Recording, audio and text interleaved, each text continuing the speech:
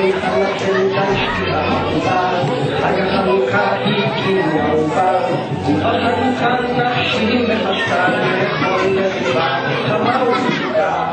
אוי רביטל האישי היקר, אצלי במדבר, כמקום נשאר בעלי היקר, ואת זה אוכל להכין לביבה, בלי קמח בכלל. מה בעיה? אז רביטל מנשינש את מותניו, חבש פה באור, ועל מגפיו, השוק הדוהר, קונה ומהר, שקט בחלבן, והבית החוזר, חנה ורדה! הנה חנה ורדה אשתי האהובה, הנה לך הקמח להכין לביבה, ובחנוכה נפשי מחשקה לכל לביבה, חנה ורדה.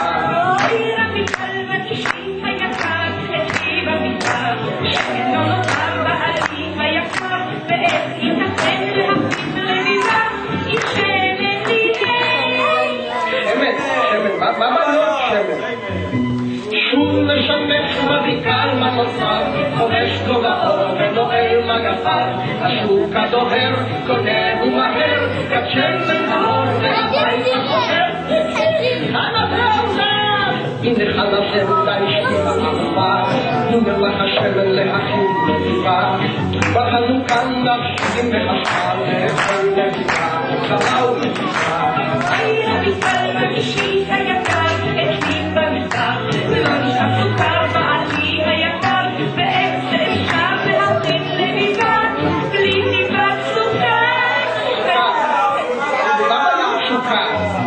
עייף רביטל מנשו עצובה, נועל מגפיו וחושב על לביבה, לשוק הוא חוזר, רעב עוד יותר, סוכר הוא קונה והבית הדוהר, חנה ורדה!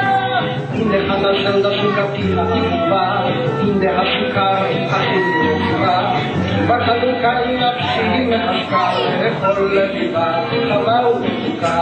אוי רביטל האישי היקר, שם בנפל הביבות למחר בעלי היקר, באמת שאפשר להכין לביבה קצת כוח נגמר. מה זה כוח?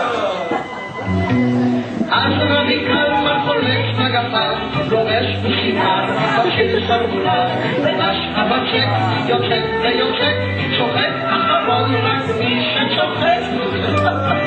לוקחים קצת קמח, קצת סוכר, קצת שמן ומלוש, העיקר מלוש, אוי זה מתנפח, חנה ורדה!